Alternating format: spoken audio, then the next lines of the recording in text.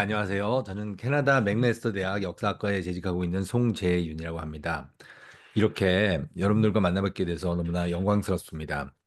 오늘 제가 좀 생각을 해봤는데, 우리가 이 동아시아를, 그 현대사를 돌아보면 굉장히 다양한 경로의 발전 과정을 살펴볼 수가 있습니다.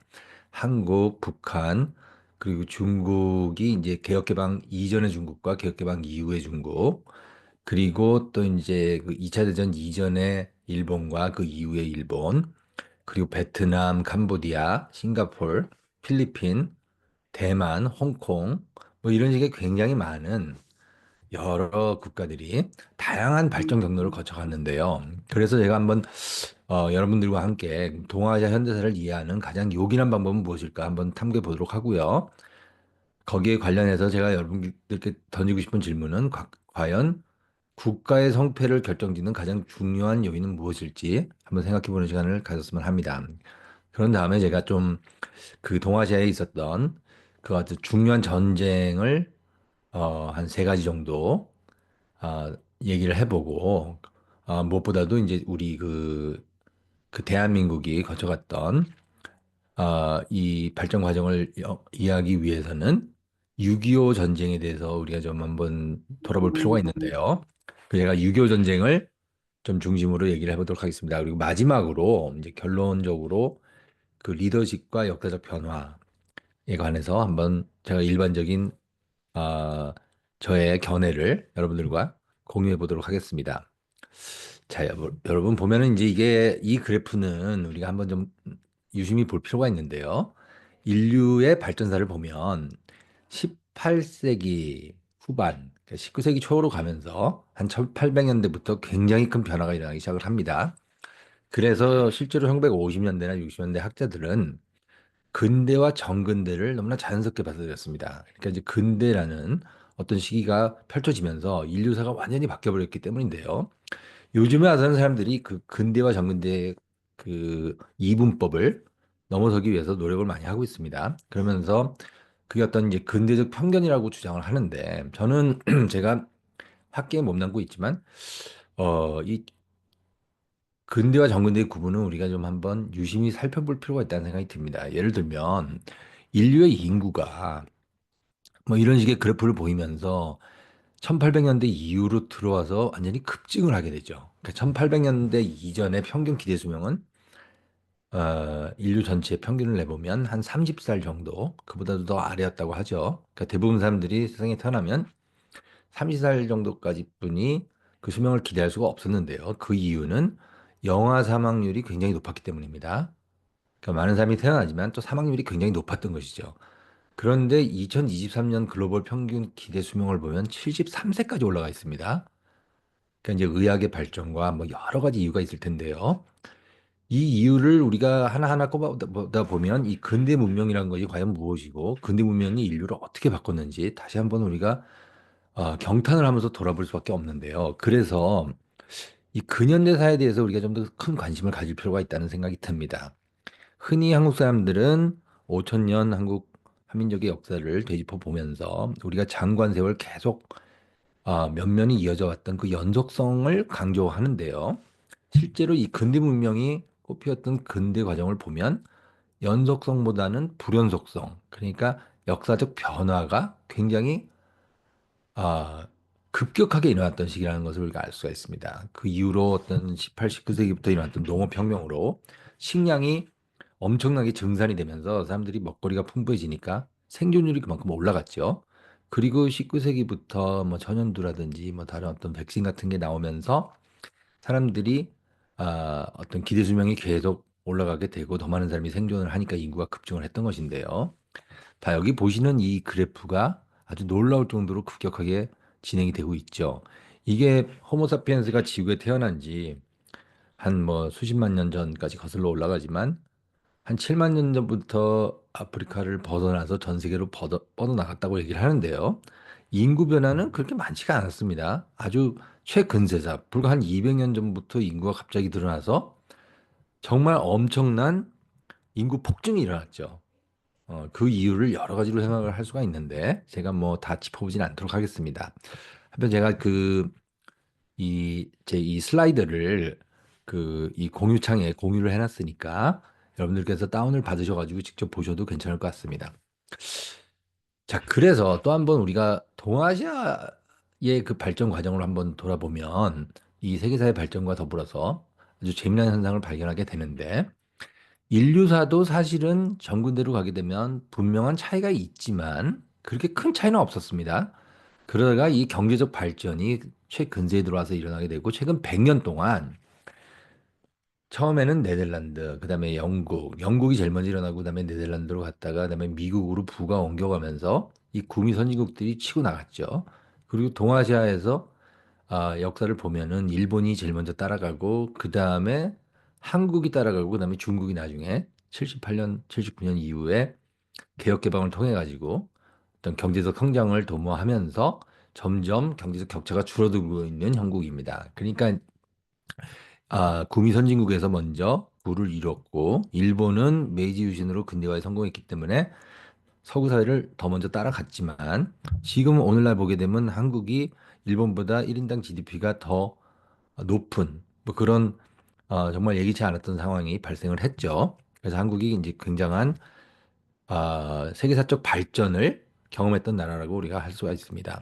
그래서 여러분들께 제가 던지고 싶은 질문은 과연 어떻게 해서 일본, 한국, 중국, 베트남 뭐 이런 나라들이 후발주자로서 경제 성장을 이룰 수 있었는지 우리가 한번 그 문제를 심각하게 생각해 볼 필요가 있다고 생각을 합니다. 여기 이제 나오는 그래프를 보면 이 그래프를 자세히 보면 재밌는데요. 여기 보면은 1945년쯤에 일본이 패망을 하죠. 그러면서 경제가 뚝 떨어집니다. 그리고 나서 전후에 복구를 해가지고 다시 올라가는 상황을 볼 수가 있고요. 아시아 여러 나라 중에서 홍콩과 일본만이 거의 비슷한 수준의 경제 성장을 하면서 1850년대부터 이 1920, 30년대까지 올라가게 되는데요. 한국이나 중국이나 지금 오늘날 북한 같은 이런 상황을 보면은 북한은 아직도 경제 성장을 전혀 못하고 있는 상태고요. 한국은 지금 일본에 얼추 다 따라갔죠. 그런데 이제 그 이유는 일본이 1868년에 메이지 유신을 시작을 해서 그 19세기 후반으로 넘어가면서 굉장히 급속한 근대화를 이루고 제국주의 열강과 어깨를 나란히 하는 제국주의 국가로 발전을 했죠. 그 과정에서 일본은 어떤 경제 성장을 경험을 했던 겁니다. 그리고 이제 2차 대전 과정에서 일본이 한번 패망을 하면서 경제가 많이 추락을 했고요. 다시 올라가는 전후 복구 상황을 우리가 볼 수가 있습니다. 그래서 홍콩, 대만, 일본, 한국이 동아시아에서 이제 어떤 예외적인 국가라고 할 수가 있고요. 중국이 이제 후발주자로서 지금 따라가고 있는 것이죠. 자, 이걸 한번 볼 필요가 있는데, 그래서 제가 여러분들께 던지고 싶은 질문은 인류 역사 발전의 가장 근본적인 동력이 무엇인가? 이런 커다란 질문을 한번 던져보고 싶습니다. 어떤 사람들은 위대한 지도자가 굉장히 중요한 역할을 한다고 실제로 얘기하고 있습니다. 어떤 사람들은 지리가 중요하다고 얘기를 하죠.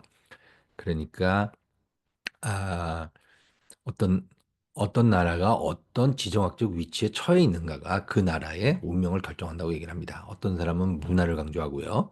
어떤 사람은 정치를 강조합니다. 그리고 마르크스나 레닌 같은 사람들은 계급 갈등이야말로 인류사가 발전하게 되는 역사적 동력이라고 설명을 했죠.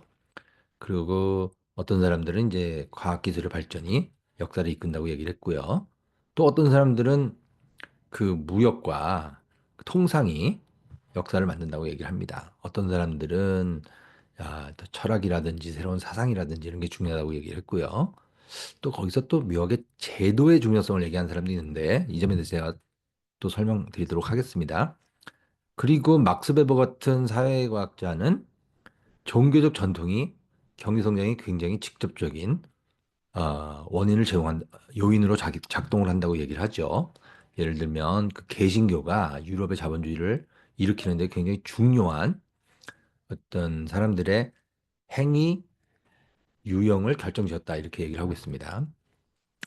자, 지리가 숙명이라고 얘기하는 사람은 뭐 다른 사람이 아니라 그 유명한 베스트셀러 작가 한국어로도 총균세라는 책이 번역이 돼서 굉장히 많이 팔렸죠.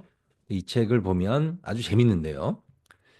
여기 보면은 이 아메리카와 아프리카는 남북으로 길게 돼 있죠. 그럼 이게 기후대가 다르기 때문에 사람들이 잘 이동을 못 합니다. 근데 유라시아 대륙은 동서로 펼쳐져 있기 때문에 이 횡적 이동이 굉장히 수월하죠. 그래서 실제로 보면 고대부터 문명이 일어난 메소포타미아라든지 이집트에서 일어난 문명이 점점 동쪽으로 퍼져나가면서 이 횡적 이동을 통해 가지고 굉장히 큰 교류가 일어났다는 거죠. 우리가 이제 뭐 비단길이라든지 뭐 이런 걸 생각해 볼 수가 있는데 고대부터 굉장히 활발한 문화적 교류가 있었습니다. 문화가 교류를 하다 보니까 발전하게 됐던 것이죠. 그런데 아프리카에서는 사실 반투 마이그레이션이라 그래서 이 사람들이 남쪽으로 내려가는데 여러 수천 년이 걸립니다. 그리고 실제로 이제 북아프리카와 남아메리카 여기도 단절돼 있었죠. 그러니까 지리가 결국은 문명 발전의 가장 중요한 핵심적 요인이다. 뭐 이렇게 설명을 해요, 이 사람이. 그리고 또 이제 싱가포르의 수상이었던 싱가포르의 위대한 지도자. 1959년부터 싱가포르를 리드를 해서 거의 2015년에 이제 타계를 하는데 그때까지도 사실 배후에서 막강한 권력을 행사했던 리콴유, 우리말로 리광요라고 하는 이광요 이분은 1994년도에 이 미국 한 그 시사 저널지와의 인터뷰에서 문화가 숙명이라고 얘기를 했어요. 그러니까 어떤 나라든지 그 나라가 가지고 있는 고유의 문화, 예를 들면 동아시아가 발전할 수 있었던 이유를 이 사람은 유교 전통에서 찾습니다. 그 유교 전통이 있기 때문에 사람들이 높은 교육열을 갖게 됐고 그 교육열이 있으니까 자기 지식 개발을 하고 그 탐구 정신을 발휘를 해서 근대 문명과 유교가 만나면서 동아시아 여러 나라에서 시너지 효과가 나타나서 경제 발전이 촉진되었다. 뭐 이런 식의 주장을 하는데 이 주장도 무시할 수가 없습니다. 실제로 그런 면이 있거든요. 우리가 중국이나 한국이나 대만이나 일본이나 심지어는 북한까지도 사람들이 교육열이 굉장히 높죠. 그 높은 교육열이 경제 발전으로 이어지지 않는다는 보장은 없으니까요. 그러니까 실제로 교육열이 높지 않은 국가들과 비교해 보면 동아시아의 아주 급격한 경제적 발전은 정말 놀라운 성과라고 할 수가 있습니다. 그래서 문화가 숙명이라고 주장하는 사람도 있어요. 그리고 또 이 사람은 이제 제가 좋아하는 이집트 학자인데, 그러니까 이집트 학자라고 하면은 이제 이집트학을 연구하는 사람이죠. 근데 강의를 굉장히 잘하는 분인데 이 사람은 예를 들면은 헤로도투스라는 그리스 역사학자가 이집트를 실제로 방문을 했습니다. 그리고 이집트에 왜 이렇게 휘황찬란한 문명이 만들어지고 피라미드가 만들어지고 스핑크스가 만들어지고 도대체 이집트는 어떤 특성을 가지고 있는가 이걸 탐구한 다음에 헤로도투스가 말했던 아주 유명한 말이 있습니다. 그게 뭐냐면 이집트는 나일강의 선물이다 그랬어요. 그러니까 나일강이 있기 때문에 이집트가 있었고 그 이상 이하도 아니다. 나일강이 없었다면 이집트는 없다. 이 말은 일단은 맞는데 이 밥 브라이어라는 이 교수는 자기가 보기에 이집트를 탐구해 보니까 그 나일강만으로는 절대로 설명이 안 된다 이거죠. 그러니까 이집트 문명을 만든 정말 위대한 힘은 그 이집트의 왕인 그 파라오로부터 나왔다 이렇게 주장을 해요. 그래서 제가 이분이 썼던 이제 논문이나 책을 보면 정말로 그 파라오가 그 피라미드를 만들고 피라미드를 만드는 과정에서 사람들을 어떻게 동원을 했는지가 나타나는데 굉장히 이제 정교한 행정 시스템을 만들었기 때문에 피라미드를 올릴 수 있었다는 거죠. 그래서 이게 아주 설득력이 있더라고요. 자, 그래서 여러 가지 이론이 있습니다. 지리가 운명을 결정한다. 문화가 운명을 결정한다. 그리고 또 지도자가 어떤 한 국가의 명운을 결정한다. 뭐 이런 식의 다양한 주장들이 있을 수 있을 것 같아요. 그러면 우리에게 좀 더 익숙한 한국의 근현대사를 돌아볼 때 과연 어떤 비결이 있었기에 한국이 세계사적으로 성공 사례가 될 수 있었는지 한번 생각해 볼 필요가 있다고 생각합니다. 그리고 한국만 생각하면은 우리가 아무것도 설명을 할 수가 없죠. 왜냐하면 역사학은 비교를 통해서만 설득력 있게 말할 수 있는 것이거든요. 그러니까 한국과 예를 들어서 북한을 한번 비교해 보자고요. 통일신라 이후로만 저도 1300년 이상 한 나라였죠. 그런데 분단된 지 얼마 되지도 않아 가지고 어떻게 남한은 남한이 되고 북한은 북한이 될 수 있었을까요? 이거 굉장히 큰 수수께끼입니다, 역사에. 세계사에서 이거보다 더 극적인 역사적 분기는 없죠. 예. 그래서 이 책을 쓴 두 저자가 있습니다. 이 책에 대해서 여러분 아시나요? 국가는 왜 실패하는가? 이것도 번역돼서 이제 교보문고나 뭐 예스토니포 같은 데 가면은 책을 쉽게 살 수 있는데요. 아주 재밌는 책입니다. 세계사 책인데 경제사학자들이 썼어요. 이 두 사람은 이제 경제학자들인데 이분은 MIT에서 가르치고 계시고 이 사람은 시카고 대학에서 가르치는데 작년에 이 두 사람과 또 다른 한 명이 세 명에서 공동으로 그들의 이제 어떤 공동 연구 성과들이 쌓이고 쌓여가지고 세 명이 동시에 노벨 경제학상을 받았죠. 근데 이 책을 한번 꼭 읽어보세요. 근데 저는 이제 이 영어권에 있으니까 영어로 책을 봤는데 그 한글로 번역된 책을 본 다음에 좀 놀랐던 게 사실은 이 책 뒤에 보면 우리가 영어권에서 책을 낼 때 제일 중요한 게 사실 제목이거든요. 제목만큼 중요한 게 또 부제입니다. 부제는 어떻게 돼 있냐면 권력과 빈부의 기원이라고 돼 있어요. 그리고 세 번째로 중요한 게 뭐냐면요. 책 뒷표지에 쓰는 이 광고 문안입니다. 이거 영어로 블러브라고 하는데요. 이런 말이 있습니다. 영어권에서 책을 내려면 이걸 잘 써야 된다는 거죠. 왜냐하면 그 책을 그 편집인들이 보고 선택을 하죠. 이걸 출판할까 말까. 근데 그건 일종의 도박이거든요. 그러니까 책이 팔리면 좋은데 안 팔리면은 뭐 출판 비용 같은 걸 전부 다 날리는 거죠. 그래서 이 사람들이 굉장히 고심을 해가지고 출판 여부를 결정을 하는데 제목과 부제와 그리고 그 뒤에 광고 문안을 봅니다. 그럼 광고 문안이 뭐라고 써져 있냐면 한국 케이스를 딱 드러났어요, 이 사람들이. 그러니까 역사 발전의 가장 중요한 요인은 뭔가 물은 다음에 한국은 너무나 놀라울 정도로 동질한 나라인데 그런데 북쪽에 있는 사람들은 지구에서 가장 못 사는 나라에 속하고 그 형제 자매들, 남쪽에 있는 형제 자매들은 세계에서 가장 잘 사는 나라에 속한다. 근데 이 두 나라의 차이를 우리가 어떻게 설명할 수 있느냐 그러면서 이 사람들이 하는 말이 정치가 서로 다른 제도적 발전 궤적을 나왔기 때문에 그러니까 사람들이 이제 정치 과정을 통해 가지고 사회적 제도를 짜죠. 그러니까 경제 제도를 어떻게 할 것인가. 법제를 짜는데 그 과정에서 두 나라가 굉장히 다른 선택을 했다는 거죠. 그래서 북한은 오늘날 북한이 되고 남한은 남한이 됐다. 이걸 왜 이 사람들이 책 뒷표지에 썼을까요? 그리고 이 광고 문안이 왜 그토록 놀라운 설득력을 발휘했을까요? 우리 한번 생각해 볼 필요가 있다고 생각합니다. 이게 바로 이제 위성에서 본 남과 북의 사진인데요. 유명한 사진이죠. 실제로 찍으면 이렇게 나온다 그러더라고요. 여기가 이제 중국이죠. 여기가 이제 그 중국의 그 길림성과 요령성과 그쪽인데 여기가 이제 남한이고요. 이 북한에만 빛이 없죠. 평양 부분에 조금 있고. 자, 이거는 어떤 세계사의 수수께끼를 담고 있습니다. 이 사진 한 장에. 자, 그래서 이 사람들이 하는 주장을 좀 제가 좀 쉽게 풀어보면 이런 겁니다. 인간이 만든 인공적인 정치적, 경제적 제도가 국가의 흥망성쇠를 결정하는 가장 중요한 요인이다. 그러니까 이 사람들이 하는 말은 제도가 곧 숙명이다. 이렇게 얘기를 해요. 그리고 나서 이제 인류 역사를 쭉 돌아보니까 어떤 그 성공 가도를 달렸던 국가들의 제도를 보면 상당히 포용적이라는 거예요. 그리고 그 반대로 멸망의 길을 갔던 나라들을 보면 착취적이라는 거죠. 이게 무슨 말이냐면 아주 쉽습니다. 어렵지가 않아요. 이 포용적인 제도로 들어가면 경제 활동뿐만 아니라 정치 참여까지도 국가가 독려를 합니다. 그러니까 사람들이 그 나라의 주인이 돼가지고 경제 활동을 하는 거죠. 경제적 자유가 굉장히 중요하다는 거예요.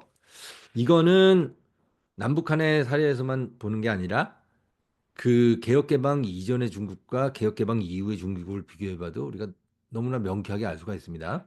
그러니까 개혁개방 이전의 중국에선 예를 들어서 기업 활동을 할 수가 없었거든요. 근데 인간이 정치적 자유, 못지않게 경제적 자유가 굉장히 중요한데 경제 활동을 할 수 없는 인간은 사실은 국가에 예속된 농노 이상의 삶을 살 수가 없습니다. 그렇죠? 그래서 이 사람들이 이 포용적 제도를 얘기를 하고 또 그 반대로 착취적 제도가 있다 그래요. 착취적 제도는 보면 국가가 뭔가 그 계속 부를 창출하는 시스템은 없는 상태에서 그 소수의 지배 이데올로그들 아니면 엘리트들이 다수 인민을 착취해서 먹고 사는 시스템이라는 거죠. 이게 제가 보기엔 그 구한말로 같은 조선 말기가 그러지 않았나 하는 생각이 들고요. 그리고 또 청나라 말기로 가면서도 좀 비슷한 현상이 나타납니다. 그리고 이 마오쩌둥 시대 중국도 좀 그랬어요. 자, 이런 포용적 제도로 가게 되면 이제 사유재산권이 보장이 되고 법치를 보장을 하고 그다음에 또 이제 무엇보다도 모든 국민이 함께 누릴 수 있는 공공재를 국가가 적극적으로 제공을 합니다. 그리고 문화적으로 보면 이제 어떤 혁신, 예를 들면 지금 실리콘밸리에 가면 혁신을 안 하면 살 수가 없죠. 그러니까 이제 국가가 혁신을 굉장히 강조하는 문화가 미국 자본주의의 핵심이죠. 한국도 마찬가지입니다. 삼성이나 현대나 뭐 그런 굴지의 대기업들이 세계 시장에서 살아남을 수 있었던 비결은 혁신이죠. 그리고 기업가 정신이고, 그리고 무엇보다 교육을 중시했던 한국의 문화를 우리가 무시할 수가 없습니다. 그런 모든 걸 볼 때 이 사람들의 설명은 매우 상식적인 것 같아요. 그래서 남북한이 이 사람들이 드는 가장 대표적인 신뢰라는 거죠. 가장 극단적인 사례입니다. 그러니까 왜냐하면 한 나라였는데 통일신라 이후로만 따져도 1300년인데 그렇게 오랜 동안 하나의 국가로서 아무런 차이도 없이 살아왔던 남북한이 어떻게 1945년에 인위적으로 아, 분단된 이후에 불과 한 50년 지나면서 이런 차이가 극명하게 드러나기 시작했고 70년이 지난 오늘에 와서는 완벽하게 다른 나라가 되어버렸죠. 그래서 이 두 사람이 그 책 뒤 광고 문안에다가 남한과 북한의 차이를 가장 이 책의 핵심을 찌르는 대표적 사례로 들고 있는 겁니다. 다른 어떤 것보다. 자, 그런 각도에서 우리가 동아시아 역사를 한번 다 둘러봤으면 좋을 것 같아요. 동아시아 역사를 우리가 말하려고 하면 이게 뭐 몇 학기를 해도 끝날 수 없는 주제지만 간단하게 줄여서 우리가 과연 몇 개 정도의 발전 모델을 아, 이 동아시아 근현대사에서 아, 찾아볼 수 있을까요? 첫 번째 중국은 공산화에 성공을 했죠. 그러니까 중국 공산당이 1921년에 만들어지는데 불과 28년 만에 그 대륙 전체를 통일을 합니다. 근데 이게 통일을 할 때 사상으로 통일한 것도 아니고 정치적으로 통일한 것도 아니고 사실은 전쟁을 통해서 군사적으로 통일을 한 거예요. 그래서 원래 중국을 지배하고 있었던 국민당 정부의 장개석이 아, 전쟁에서 져서 대만으로 물러가게 되죠. 그러니까 이제 대륙은 공산당에 의해서 통일이 됐고 마오쩌둥은 공산주의자였습니다. 그래서 이 사람이 들고 나왔던 발전 모델은 자력갱생의 사회주의 집산화 모델입니다. 이게 뭐냐면은 국가가 명령경제로 사회 전반적인 경제 활동을 전부 다 규제하는 시스템이죠. 근데 그렇게 되려면 사회에 있는 경제적 재원을 전부 다 모아서 중앙정부가 집산화를 이뤄야 됩니다. 집산화는 영어로 컬렉티바이자라고 하는데요. 그게 뭐냐면은 아, 사람의 노동력은 말할 것도 없고 그다음에 자원이라든지 모든 경제적 결정권을 중앙 정부가 쥐게 되는 겁니다. 그래서 사람들을 어떤 합리적인 모델에 따라서 잘 배치를 하면 사유재산을 추구하는 자본주의 생산 양식보다 훨씬 더 빨리 근대화를 이루고 산업화를 이루고 중국을 사회주의 유토피아로 만들 수 있다고 굳게 믿었던 거죠, 마오쩌둥이. 그래서 실제로 이 모델은 실패를 합니다. 1958년에서 62년 동안에 대약진 운동이라는 매우 강력한 그 집산화 드라이브를 걸었는데 그 결과 인류사 최악의 대기근이 터졌어요. 그래서 적게는 3천만에서 많게는 4,500만. 그다음에 그 기근 때문에 태어나지 못했던 사람들 수까지 합치면 7천만이 넘는 사람들이 희생을 당하게 되죠.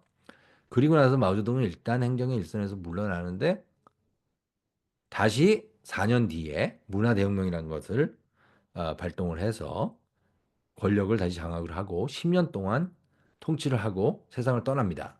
그래서 마오쩌둥이 세상을 떠났던 9월 9일까지도 문화혁명은 계속되고 있었고 마오쩌둥식의 이 자력갱생의 사회주의 집산화 모델은 포기되지 않았어요. 그리고 2년 후에 중국이 덩샤오핑 시대를 열게 되는데 이것이 바로 이제 개혁 개방의 사회주의 시장 경제 모델입니다. 그러니까 서로 다른 모델이죠. 이 두 개의 모델이에요. 그리고 이제 일본으로 넘어가 보면 일본이 그 제가 지금 말씀드리는 건 1920세기 중반 이후만 말을 할게요. 메이지 유신이니 뭐 이런 거 다 빼고 보면은 이제 1945년에 일본이 패망을 하죠. 그러니까 완벽하게 졌습니다, 미국에. 왜냐면은 그 큰 전쟁을 치렀죠. 그 4년에 걸친 전쟁을 치르고 수백만이 죽었어요, 일본에서도. 그렇게 죽고 나서 아, 그 히로시마와 나가사키에 인류사 최초로 원자폭탄이 떨어지고 나니까 그 히로히토 천황이 더 이상 견딜 수가 없어서 무조건 항복을 했습니다. 그 연합군에. 그런 다음에 이제 미국 정부가 일본의 항복을 접수를 해서 군사적으로 점령한 후에 일본의 새로운 헌법을 강요를 하죠. 그래서 이걸 메가더 헌법이라고 하는데요. 1947년도에 쓰여졌습니다. 이 헌법을 보면 뭐 여러 가지 아직까지도 이제 일본 사람들이 분해하고 뭐 억울해하는 뭐 여러 가지 조항도 있어요. 예를 들면 일본이 뭐 침략 전쟁을 할 수 없다 뭐 이런 것도 있고 그다음에 평화 조항이라는 게 있는데 제9항이죠. 이제 거기에 보면 일본이 군사적 자위권이 없다 뭐 이래서 일본의 극우 세력은 거기에 대해서 굉장히 붕괴하고 있어요. 그런데 어쨌든 일본은 메가드 헌법을 받아들이고 여태까지 헌법 개정을 한 번도 하지 않았습니다. 근데 그 상태에서 일본이 뭘 했냐면 완전히 새로운 발전 모델을 받아들여 가지고 성공을 했어요. 그러니까 일본이 군사적으로 실패를 하고 정치적으로 모욕을 당했는데 경제적으로 아, 자존심을 되살렸죠. 그래서 1980년이 되면 일본이 뭐 세계에서 미국 다음 가는 나라가 돼가지고 미국을 압도한다는 얘기도 나오고 Japan as number one이라는 책이 1980년대 미국에서 베스트셀러가 될 정도였습니다. 뭐 하여튼 일본은 그런 과정을 거쳐갔죠. 그리고 나서 이제 또 하나가 대한민국인데 대한민국은 1948년에 수립이 되었습니다. 그리고 나서 60년대부터 이제 박정희 정권이 들어서면서 경제 개발에 박차를 가하기 시작을 했고 그래서 18년 동안 박정희가 통치하는 과정에서 실제로 놀라울 정도의 경제적 발전이 일어났습니다. 그리고 80년대도 계속 승승장구 경제적 성장을 했고요. 정치적으로 격변을 거쳐가지만 경제적으로만 본다 그러면 대한민국은 한 번도 이 발전사가 꺾인 적이 없었습니다. 그리고 2000년대 들어서면서 어떤 선진화 궤도에 올라탔고 급기야 선진화로 선진국 반열에 들어간 것 같아요. 뭐 지금 보면은 과연 선진국인지 아닌지는 여러 가지 논란거리가 있지만 적어도 한국이 일본보다 1인당 GNP가 더 높이 올라가는 그런 상황까지 치달은 걸 보면 굉장한 성공 모델이라고 할 수가 있죠. 아까 말씀드렸듯이 그와 반대되는 이 조선민주주의인민공화국 북한은 폐쇄적인 사회주의 집산화 모델입니다. 대만과 한국은 굉장히 비슷하거든요. 여러 가지로. 그러니까 어떤 이제 군사 독재를 거쳐갔던 것도 비슷하고 1987년도를 기해서 어떤 민주화의 획기적인 계기가 마련된 것도 비슷하고 뭐 그렇죠. 베트남을 보면은 베트남은 사실은 미국과의 전쟁을 통해서 통일을 이룬 나라인데 그 전쟁이 어마어마하게 큰 희생을 치르고 끝난 전쟁입니다. 1975년 4월 30일 날 그 남베트남에 쓰였던 사이공이 무너지고 그러고 나서 이제 베트남은 통일이 됐죠. 통일이 된 후에 되자마자 얼마 지난 데서 중국이랑 전쟁을 해요. 예, 그거는 제가 시간이 없어서 다 말씀 못 드리는데 어쨌든 그런 다음에 86년부터 중국 측의 개혁 개방을 받아들여 가지고 경제 성장을 하게 되고 지금 베트남은 묘하게도 미국과 훨씬 친하고 중국과는 관계가 별로 이렇게 좋지가 않아요. 특히나 그 남중국해에서 해상 헤게모니를 끼고 벌어지는 분쟁이 있어가지고 그런데요. 하여튼 그런 나라이고 싱가포르는 아주 묘한 시스템인데 권위주의 통치를 지금도 유지하고 있습니다. 그래서 민중행동당이 있는데 그게 일당이고 계속 집권을 해요. 그래서 사실은 민주국가라고 할 수가 없는데 싱가포르는 자기네들이 민주국가라고 얘기 안 합니다. 서구식 민주주의가 갖고 있는 한계를 오히려 지적을 하면서 싱가포르 모델이 훨씬 더 어, 좋은 시스템이다 이렇게 얘기를 하죠. 그러니까 이제 중국에서 이 덩샤오핑 시대의 중국, 그러니까 시진핑 정부에서도 이 싱가포르 모델을 연구를 많이 하고 중국이 통째로 거대한 싱가포르이 될 수 있으면 성공이라고 얘기를 하죠. 왜냐하면 뭐 부패 정도라든지 정부 효율성 이런 걸 따졌을 때 세계 1위거든요. 그리고 이제 뭐 1인당 GNP도 보면 미국보다 높아요. 그러니까 세계에서 제일 잘 사는 나라죠. 사실은 도시국가고 인구는 600만 분이 되지 않습니다. 그런 이제 싱가포르도 하나의 독자적인 모델을 가지고 있는 거죠. 그러니까 지금 동아시아를 보면 몇 개죠? 지금 제가 한 12개 정도를 적어놨는데 홍콩은 이제 그 영국 식민지로 들어갔다가 또 이제 묘한 형태로 경제 성장에 성공을 해서 지금은 자유민주주의를 어느 정도 97년 이후에 좀 누리다가 지금 중국이 들어가서 홍콩의 자유를 억압하고 있는 상태죠. 필리핀은 미국 식민지로 출발을 해가지고 자유민주주의 국가로 시작을 했는데 경제적으로는 낭패를 면하지 못하고 있습니다. 1950년대, 60년대 필리핀이 대한민국보다 한 3배 잘 살았다 그래요. 1인당 GDP를 보면. 근데 지금은 대한민국보다 훨씬 못 살죠. 여러 가지 정책 문제가 있습니다. 그 구조적인 모순이 있고. 그래서 이게 그 빈곤 트랩에서 완전히 벗어나지 못한 나라라고 할 수가 있어요. 캄보디아는 제가 적어놓은 이유가 폴포트라는 독재자가 나타나서 인구의 25%를 이 킬링필드에서 학살했습니다. 75년부터 79년까지. 이 사람이 가지고 있었던 굉장히 몽상적인 괴상한 생각들이 많이 있었어요. 그중에서 이 그 앙코르와트 12세기 그때 전성기됐던 그 중세의 그 캄보디아의 영광을 되찾자 뭐 이래가지고 그때 했던 방법으로 돌아가자는 뭐 그런 식의 근본주의적 운동을 벌쳐가지고 그렇게 대실패를 경험한 나라죠. 그러니까 이 사례들을 보면 동아시아가 전통시대 동아시아는 크게 다르지 않았던 것 같아요. 일본이 좀 예외라고 할 수 있죠. 왜냐하면 일본이 중국이나 한국과 다르게 봉건제가 본격적으로 뽑혔던 나라이기 때문에 그런데요.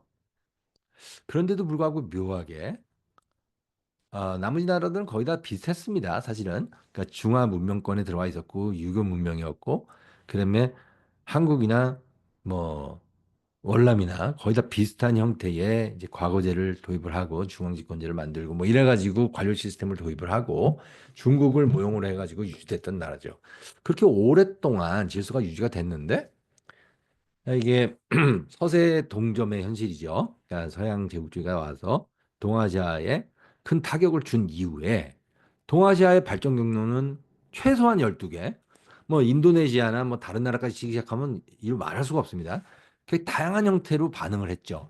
거기서 이제 한국이 했던 반응, 대만이 했던 반응, 그다음에 중국이 이 시기를 나눠서 어떤 식의 발전 경로를 갖는지 우리가 유심히 볼 필요가 있다는 생각이 들어요. 그래서 제가 앞에 제일 먼저 시작했던 질문을 한번 돌아가 보면 과연 역사 발전의 가장 근본적인 동력이 무엇인가 이렇게 물어볼 필요가 있는데요. 뭐라고 생각하십니까? 왜 대한민국은 오늘날 대한민국이 됐고 북한은 오늘날 북한에 머물 수밖에 없으며 대만은 왜 성공을 했고 그다음에 왜 중국은 개혁 개방이라는 새로운 제도를 도입함과 동시에 경제가 1년에 10%씩 거의 3, 40년 지속적으로 발전할 수 있었을까요? 왜 마오쩌둥 시대 중국은 빈곤의 악순환에서 벗어나지 못했을까요? 이런 식의 질문을 우리가 던져야 된다고 저는 생각을 합니다. 그게 이제 가장 역사를 재밌게 공부하는 방법인데요. 그래서 20세기 중반 이래 최소 12개의 상이한 발전 모델이 있었다. 이 동아시아 사회 결자 경제적 발전 과정을 보면요. 그걸 한번 유심히 생각해 보시기 바랍니다. 그래서 제가 어떻게 해서 이 동아시아가 저렇게 다르게 여러 가지 형태로 아, 서로 상이한 발전 궤적을 갈 수밖에 없었는지 생각을 해봤어요. 그럼 어떻게 설명하는 것이 가장 좋을까 생각을 해보면 동아시아의 여러 모습을 결정하는 몇 개의 중요한 전쟁이 있었던 것 같아요. 이 전쟁이 뭐냐면 서로 다른 사람들이 다른 가치관을 가지고 부닥치는 게 전쟁이죠. 그러니까 남과 북이 싸웠죠. 김일성이 1950년 6월 25일 날 스탈린의 허락을 받고 마오쩌둥과의 언약 하에서 6.25 남친 전쟁을 일으켰고 그래서 우리는 전쟁을 겪은 민족이죠. 그 결과 북한과 남한이 완벽하게 갈렸습니다. 만약에 전쟁을 안 겪고 정치적으로 타협할 수 있었다면 뭐 한 나라로 다시 돌아갔겠죠. 왜냐하면 1300년 최소한 한 나라로 하나의 통일체로 유지했던 나라인데 그게 왜 그 인위적으로 그 2차 대전의 결과 만들어진 38선이라는 분단선이 어떻게 고착될 수 있을까요? 그래서 우리가 이 전쟁을 무시할 수가 없는데 제가 전쟁을 다 말씀드릴 수는 없고요. 동아시아 현대사가 전쟁의 역사라고 할 수가 있으니까요. 몇 가지 중요한 전쟁만 제가 말씀드릴게요. 제일 첫 번째 전쟁이 중일 전쟁입니다. 중일 전쟁이 그 중국과 일본과 한국의 운명을 결정하는 아주 중요한 전쟁이었다고 저는 생각을 해요. 일본이 만약에 연합군에 들어갔다면 세계사는 달라졌을 겁니다. 그런데 일본이 연합군으로 들어간 게 아니라 그 독일과 이태리와 더불어서 그 엑시스를 형성을 했죠. 그래서 그 추계 국가가 돼가지고 기축국이 됐죠. 그래서 그 결과 오늘날 동아시아가 이렇게 역사가 전개됐다고 말할 수가 있습니다. 두 번째는 태평양 전쟁이에요. 일본이 중일 전쟁을 일으킨 다음에 이 전선을 막 확대를 해가지고 결국은 하와이 진주만을 공습을 하게 됩니다. 이게 1941년 12월 7일인데 그 결과 아, 오늘날의 동아시아가 만들어졌다고 저는 생각합니다. 왜냐하면 제가 좀 이따 말씀드릴게요. 그리고 정말 큰 전쟁이 하나 있었습니다. 이게 절대 잊어버리면 안 되는데 이 사람이 이제 마오쩌둥이고 이 사람이 장개석이거든요. 마오쩌둥은 1893년에 호남성에서 태어났고 장개석은 1887년생입니다. 그러니까 두 사람의 나이 차이는 7살이죠. 6살이군요. 그래서 이제 이 두 사람이 각자 이제 다른 세력을 대변하고 있었는데 마오쩌둥은 중국 공산당이 창당되던 1921년에 그 창당 대회에 참가했던 인물입니다. 뭐 그렇다고 해서 그 사람이 뭐 그 당시에 권력 갖고 있었던 건 아니고요. 북경대학교에 이제 도서관 사서에 불과했는데 아주 우연히 공산당 모임에 들어가게 되고 그래서 아, 정책 기회를 갖게 된 것이죠. 장개성은 이제 군사훈련을 받았던 군사 전문가였고 그래서 국민당의 그 군권을 장악했던 병권을 장악했던 걸출한 인물입니다. 그래서 이제 장개석은 연합군 쪽에서 일본과 전쟁을 하면서 사실은 중국이 전승국이었죠. 그러니까 일본이 아, 미국에 항복을 했지만 사실은 연합군에 항복한 거였고 중국은 연합군 쪽에 속해 있었기 때문에 중국은 전승국이었습니다. 그리고 나서 46년부터 3년 동안 또 한 500만에서 600만 정도 인구가 전쟁에 희생되게 되는데요. 그 과정에서 공산당이 이겼습니다. 그래서 중국이라는 거대한 나라의 운명이 결정이 됐죠. 오늘날 중국에 가보면 지금도 이제 중국 공산당이 지배하고 있는 일당 국제의 국가인데요. 그것은 국共내전의 결과라고 할 수가 있습니다. 또 하나 또 중요한 전쟁을 들려면 저는 손지 않고 이제 한국 전쟁을 들 텐데요. 이 한국 전쟁이 갖고 있는 세계사적 의의에 대해서 제가 오늘 좀 자세히 설명드리도록 하겠습니다. 그리고 또 하나는 이제 베트남 전쟁이죠. 베트남 전쟁은 이제 미국이 냉전 시기에 들어가 가지고 싸웠던 전쟁인데 사실은 철수를 해버렸습니다. 미국이 73년부터. 그래서 이제 북베트남이 베트남을 통일하면서 아, 전쟁은 끝이 났죠. 자, 이 정도의 중요한 전쟁이 있는데 중국 이제 근현대사를 통해 가지고 좀 더 상세히 들어가 보도록 할까요? 뭐 여러 가지 상세하게 들어가면 끝도 없는 얘기지만 아주 간략하게만 설명을 드리면 중국은 이제 2000년 동안 지속되던 황제 중림 체제가 1911년 신혁명을 통해 가지고 종언을 고합니다. 그리고 나서 얼마 되지 않아서 중국은 완전히 여러 개의 지방 정부로 나뉘어져 버려요. 거의 봉건 시대 같은 게 펼쳐지는데요. 전국 시대라고 할 수가 있죠. 이걸 이제 군벌 시대라고 합니다. 이제 군벌이 뭐냐면 무력을 가진 그 지방의 지도자를 얘기하는 거예요. 그러니까 중앙 정부가 성립되지 않은 상태에서 사람들이 군대를 갖게 되면 자기가 어떤 작은 지방의 토 이상의 어떤 왕과 같은 역할을 할 수 있거든요. 그래서 1,300명이 넘는 군벌들이 나타났고 140여 개의 성단이 굉장히 대규모의 현대 전쟁이 막 일어났어요. 그러는 과정에서 공산당이 이제 21년에 만들어지고 장개석이 국공합작을 이룬 다음에 북벌을 하게 됩니다. 이게 통일운동이죠. 그리고 나서 31년에 일제가 만주사변을 일으키고 시안 사건으로 장개석이 잡히고 그래서 이제 제2차 국공학적으로 들어가는데 중일 전쟁이 발발하게 되죠. 그다음에 그래서 8년간의 전쟁을 장개석이 치르게 됩니다. 그리고 나서 국共내전에서 공산당이 승리하게 되고 49년 10월 1일 날 중화인민공화국이 성립됩니다. 이게 이제 중국 근현시대의 아주 중요한 사건들이고요. 일본을 보면 완전히 다른 경로를 거쳐가죠. 1868년에 메이지 유신을 겪고 도쿠가와 막부가 해체되면서 중앙집권적 민족국가가 형성이 되고 국가주도의 근대화 산업화 서구화가 일어나게 됩니다. 그리고 89년에 메이지 헌법이 반포가 되는데 그러면서 입헌 군주제가 완성이 되죠. 그리고 청일전쟁에 나가서 이깁니다, 일본이.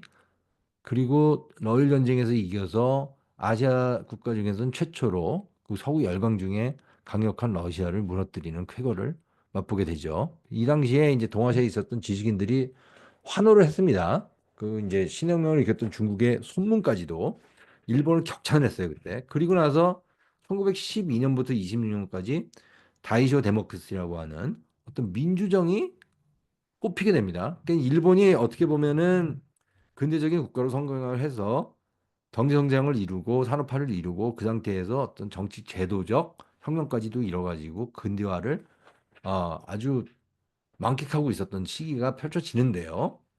그런 다음에 이제 미국에서 대공황이 일어나면서 일본의 경제 위기가 닥치니까 일본 사회가 점점 군국주의화하게 되고 이 군국주의적 결정에 의해서 중일 전쟁까지 가는 겁니다.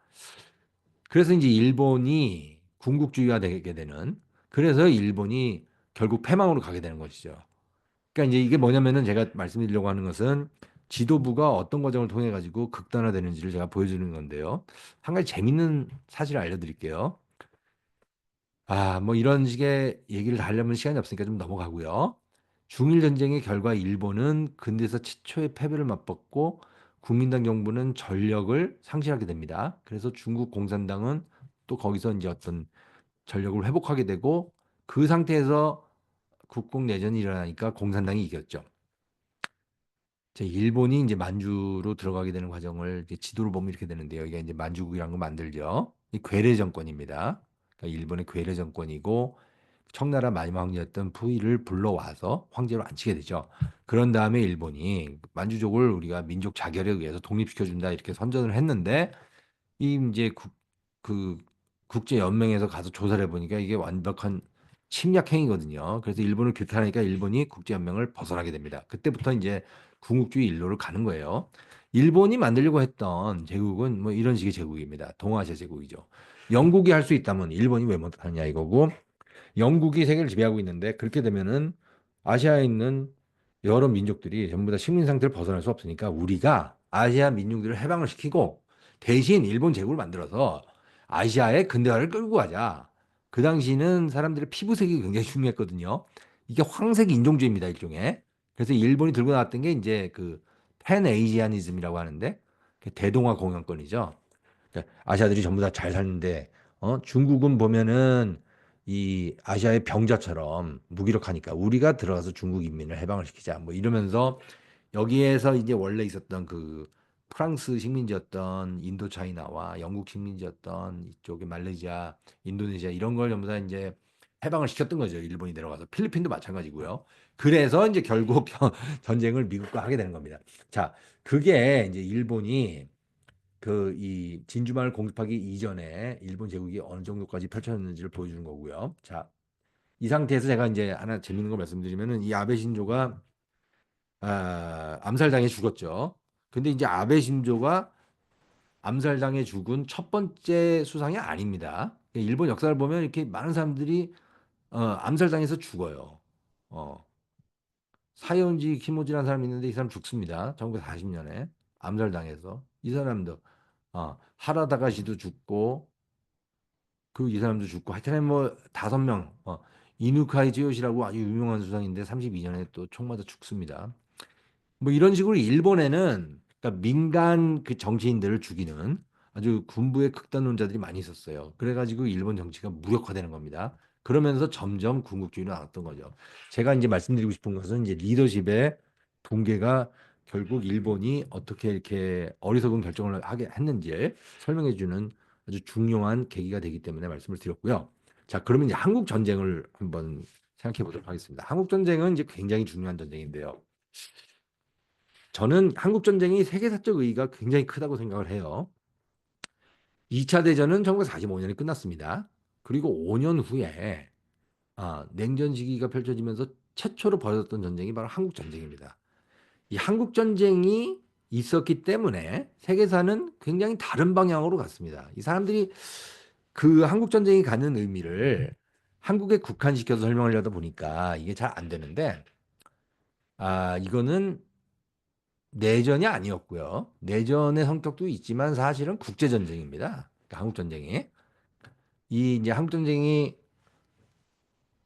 김일성의 결정에 의해서 발발이 되죠. 1950년 6월 25일 날 김일성이 새벽에 기습적으로 38선을 넘어서 공격을 해왔습니다. 그래가지고 3일 만에 서울이 함락당하죠.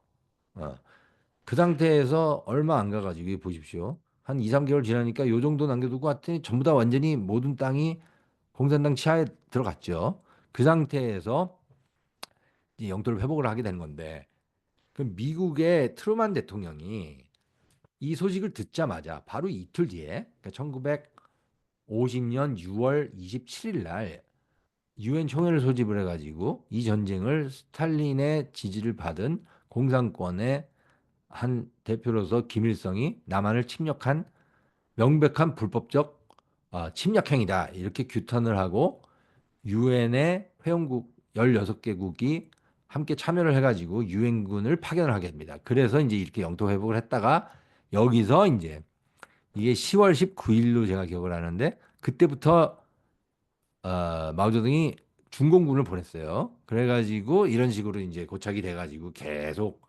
교착 상태에서 거의 한 2년 동안 간 다음에 결국은 휴전을 하게 되죠. 그래서 이게 보면은 굉장히 불행한 전쟁인데 이 전쟁은 그냥 단순히 불행하다, 뭐 우리 민족의 동족 상징 비극이다 이렇게 보면 볼 게 아니라 국제적인 의미를 우리가 좀 더 적극적으로 해석할 필요가 있다고 저는 생각을 합니다. 그럼 제가 한국 전쟁의 의미가 무엇인지를 설명하려면 일단 마오쩌둥이 왜 미국과의 전쟁을 선택을 했는지 한번 생각해 볼 필요가 있는데요.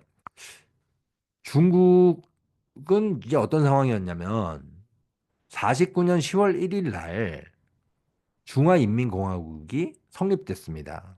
그러니까 이제 마오쩌둥이 전쟁에서 이겼다는 확신이 드니까 아직도 그 남쪽 지방에서는 전쟁이 계속 진행되고 있었거든요. 그럼에도 불구하고 중국 영토의 대부분을 점령한 상태였기 때문에 마오쩌둥이 북경에 있는 그 천안문 막루에 올라가서 중화인민공화국 건국을 선포했어요.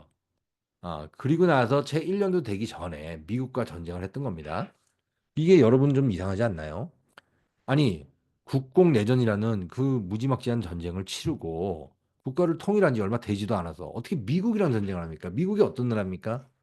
미국이 연합국의 대표로서 2차 대전을 종식한 가장 강력한 나라잖아요.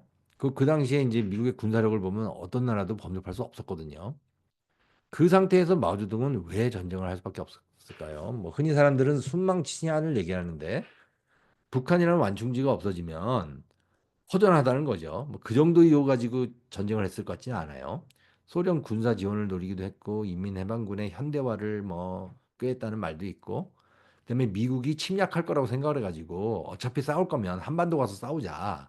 뭐 그래서 싸웠다는 말도 있고 뭐 여러 가지가 있어요. 그리고 또 어떤 사람들은 이 마오쩌둥이 꾀를 내서 먼저 기습적으로 공격을 해가지고 한 서울이나 아니면은 그 인천이라든지 뭐 이런 지역을 점령을 한 다음에 그 다음에 이제 미국과 딜을 해가지고 우리가 물러날 테니까 대만을 우리한테 다오 뭐 이런 식의 계획을 가지고 있었다는 그런 이제 학설도 있어요. 그 중국 학자들이 많이 얘기하는 건데. 그리고 이제 마오쩌둥은 전쟁을 할 바에야 한반도에서 하는 게 피해를 최소화할 수 있었다고 생각했던 것도 있고. 그리고 또 공산권 내부에서 자기의 이제 그 어떤 위상을 격상시키겠다 뭐 이런 의지도 있었다 그래요. 뭐 여러 가지 이유가 있습니다. 그리고 이제 그 중에서 중요한 이유 중에 하나는 이 국공 내전을 거치는 과정에서 국민당의 잔병들이 다 넘어와 가지고 49년도쯤 되면은 중국 전체 군대가 570만이었어요. 그래서 50년 초반에 이제 많이 이제 이 사람들을 이 뭐죠? 이렇게 군대에서 내보냈는데 그럼에도 불구하고 병력이 남아 들어가지고 이 병력들을 전쟁 쓰레기처럼 한반도에 처분했다. 뭐 이런 얘기도 있어요. 자, 그런데 한국 전쟁이 중국 현대사를 어떻게 결정했는지를 우리가 생각해 볼 필요가 있습니다. 1950년에서 78년까지 미국과 중국은 관계가 단절된 상태였어요. 왜 그랬을까요? 다른 이유가 없습니다. 전쟁을 해서 그래요. 중국이 굉장히 많은 병력을 한국에 보냈거든요. 한반도에. 그래서 사상자가 거의 100만에 달했습니다. 그러니까 굉장히 많은 사람들이 희생당했죠. 이제 그 과정을 겪고 나서 중국은 미국과 국교를 수교할 수가 없었습니다. 그래서 마오쩌둥이 죽을 때까지 말할 것도 없고 죽고 나서도 2년 동안 중국은 미국과 교역을 안 했어요. 그래서 중국은 미국 주도의 자유주의 국제 질서에 불참을 했던 거죠. 이거 굉장히 중요한 사건입니다. 그러니까 중국이 미국과 무역을 안 했던 거예요. 전혀. 그러니까 중국이 고립돼 있었죠. 그러니까 중국이 거대한 섬처럼 그 큰 대륙이 고립주의로 나갔던 거예요. 그게 이제 한국에는 굉장히 큰 기회로 작용을 했죠. 그러니까 우리가 중국과의 경쟁 없이 세계 시장으로 나갈 수가 있었으니까요. 한국뿐만 아니라 대만도 그랬습니다. 그것도 재미난 거고요. 그다음에 중국은 그렇게 이제 국제적 고립을 자초하게 되니까 자력 갱생 노선으로 가서 정치적 억압과 경제적 실패를 피할 수 없게 됐죠. 이것도 굉장히 이제 놀라운 거고 중국은 이제 큰 섬으로 전락하게 됩니다. 제가 영어로 써는 거는 이거 여기 그 캐나다에 있는 학생들한테 강의를 할 때 제가 썼던 교환에서 좀 따오면서 영어를 남겨두는 게 여러분들 다 영어 잘하시니까 더 좋을 것 같아서 남겨놨어요. 중국은 큰 섬으로 전락을 했고 대만은 반면에 전 세계로 뻗어나가게 됐죠. 그래서 실제로 지금 보면 최첨단 반도체는 90%를 대만이 생산하고 있죠. 그런 이제 기술 대국으로 발돋움하게 되고 민주화를 겪게 되고 뭐 그렇게 됩니다. 그러니까 대만과 중국의 운명은 완벽하게 다른 그런 모델로 가게 됐죠. 남북한에 비견될 만큼. 자, 그래서 그 이 한국 전쟁의 국제적인 맥락을 우리가 좀 살펴볼 필요가 있는데 한국 전쟁은 곧 이 전 세계의 냉전의 시작이었습니다. 이 굉장히 중요한 의미겠습니까? 그러니까 한국이 아, 은둔의 나라라고 하는데요. 헐미 킹덤이라고. 그러다가 이제 일제 식민지를 겪고 해방이 됐는데 갑자기 남북이 갈려버렸죠. 그리고 나서 국제 무대에 화려하게 데뷔를 했습니다. 그래서 화려하다는 건 제가 좀 시니컬하게 말씀드린 건데 그게 바로 한국 전쟁이죠. 그래서 이게 보면은 어떻게 해서 이제 미국이 들어오게 되는지를 우리가 설명을 좀 해야 되고 미국이 어떤 나라였는지 제가 간략하게만 말씀을 드릴게요. 미국은 2차 대전을 종식시킨 주둔 국가입니다. 그러니까 미국이 참여하지 않았다면 2차 대전은 아마 나치가 승리를 했을 거예요. 그러니까 이제 유럽에서 전쟁을 한과 동시에 또 태평양 전쟁을 했죠. 그리고 또 수백만 군대를 일으켜가지고 일본으로 들어가서 일본을 점령을 합니다. 자, 그런데 이 트루만이 1947년에 이미 트루만 덕트리한 걸 해서 공산 팽창주의를 막는 그런 정책을 펼치게 돼요. 근데 1949년도 8월에 소련이 핵무장에 성공을 합니다. 굉장히 놀라운 사건인데요. 소련이 핵무장을 갖게 되니까 스탈린 입장에서는 미국이 전쟁을 일으켜도 미국이 핵을 사용하지는 않을 것이라는 생각을 하게 됐죠. 왜냐하면 소련도 핵을 가지고 있으니까 미국만 핵을 갖고 있는 상황이랑 완전히 달라진 거니까요. 그래서 스탈린이 실제로 김일성에게 전쟁을 하도록 했던 겁니다. 그 김일성이 침략하는데 이 청신호를 줬던 것이죠. 자, 이제 그런 상황인데 이 조지 오웰이 아, 45년도에 이 조지 오웰이 그 1948년 작가죠. 그렇게 썼어요. 만약에 핵무기를 만드는 게 자전거 생산처럼 쉽다면 지구는 멸망으로 가는 거고 그게 아니라 핵무기 생산이 굉장히 어렵다면 그러면 이제 냉전이 시작될 것이다 이렇게 썼어요. 굉장히 영특한 사람이죠. 이 사람이 예언했던 게 적중을 했습니다. 그래서 실제로 냉전이 오랫동안 지속이 됐죠. 그러면 이 냉전으로 들어가게 됐던 역사적 배경을 우리가 한번 보게 되면 미국이 과연 어떤 과정을 통해 가지고 미국이 됐는지 우리가 알아야 되는데 가장 중요한 몇 가지만 짚을게요. 여기 이 통계를 보면요. 1939년도에 미국의 병력 수가 고작 33만 4천에 불과했습니다. 그런데 1945년에 미국 군대 그 병력 수가 1220만으로 늘어나요. 이게 여러분 상상이 되십니까? 그러니까 미국이 총동원 체제로 들어가가지고 무기를 생산을 하고 징집을 해가지고 대규모 군대를 만든 거예요. 미국의 인구가 그 당시에 1억을 좀 넘어가던 그런 상황이었거든요. 근데 어쨌든 인구 10%가 넘는 사람들이 군인이 됐어요. 그래서 독일에 200만 들어가고 뭐 일본에 200만 들어가고 이런 식의 이제 군사 작전을 하게 된 겁니다. 그러니까 그런 과정에서 미국이 된 거예요. 그러니까 미국은 그 전까지는 일단 관망세를 취하고 있었던 고립된 국가였습니다. 실제로 이제 미국을 보면 대서양과 태평양 사이에 있죠. 그러니까 유럽으로부터도 거리를 가지고 있고 아시아로부터 떨어져 있죠. 그러니까 이제 미국이 사실은 직접적인 전쟁 당사자가 될 필요가 없었는데 일본이 진주만을 공습을 하면서 미국이 이런 식의 이제 군비 증강 체제로 들어가게 되고 그래서 미국이 된 겁니다. 제가 이제 칼럼에다가 조선 칼럼에다가 쓴 적이 있는데요. 그 대규모 병력으로 독일과 일본의 항목을 접수한 미국은 2차 대전 이래 140여 개 국가에 군사시설을 유치하고 규칙 기반의 자유주의 국제 질서를 관장해 명지상부 세계 최강의 군사 경제 대국으로 군림해 왔다. 이거죠. 그리고 이제 미국이 이데올로기로서 자유, 인권, 민주, 법치, 시장경제, 자유무역 등 범인류적 보편 가치를 선양하며 마오주의의 낡은 틀에 갇힌 중국을 개혁 개방으로 이끌고 악의 제국 구소론을 무너뜨렸죠. 그리고 미국 중심의 자유주의 국제 질서가 유지됐기에 패전국 독일, 일본조차 경제적 번영을 누리죠. 그렇죠. 전쟁에서 진 나라들인데 이 나라의 항복을 미국이 접수를 했는데 그런데 이 나라들을 도와서 경제적으로 번영하게 만들어줬죠, 미국이. 그리고 한국, 대만도 경제적 기적을 이루게 됩니다. 그러니까 이제 미국을 우리가 잘 알아야 돼요. 어떤 나라인지. 2차 대전 때 이 정도까지 군사력을 쓰고 한국 전쟁 때 뚝 떨어지게 되죠. 그러니까 이제 미국 제가 이 말씀을 드린 이유는 미국이 2차 대전을 이끌었던 가장 중요한 나라인데 2차 대전 후에 병력이 너무 늘어났기 때문에 아, 아주 급속하게 군 그 저기 뭐야 병력 감소로 들어갑니다. 그러니까 이제 군축을 하게 되는 거죠. 그 당시에 이제 미국 그 전개에 있었던 두 명의 전략가를 제가 간략하게 설명을 드릴게요. 한 명은 그 유명한 조지 캐넌이라는 사람이고요. 또 한 사람은 이 사람은 잘 안 알려져 있는데 굉장히 중요한 사람입니다. 폴 니체라는 사람인데 나이 차이를 보면 거의 비슷하죠. 태어난 시기나 죽은 시기가 거의 비슷해요. 이 두 개의 다른 군사 노선을 대변하고 있는 사람들이었습니다. 이제 폴 니체라는 사람들은 이 사람은 이제 소련의 그 외교관으로 오랫동안 활약을 하고 그러면서 이 사람이 썼던 그 롱 텔레그램이라는 아주 유명한 그 보고서가 있어요. 그 보고서에 따르면 소련 팽창 노선에 대해서는 장기적이고 인내력을 발휘하지만 단호하고도 삼엄한 봉쇄 정책을 취해야 된다 그랬어요. 근데 이 사람이 했던 주요 얘기는 뭐냐면 미국 군대가 2차 대전 때 너무 늘었으니까 이제 줄이자. 이제 줄이자. 줄이고 전략적으로 아주 중요한데 거기다가 병력을 집중시켜가지고 세계를 관리를 하자. 공산주의가 위협이지만 우리가 이런 식의 봉쇄 전략을 펴가지고 공산주의를 막을 수 있다. 이렇게 주장을 했어요.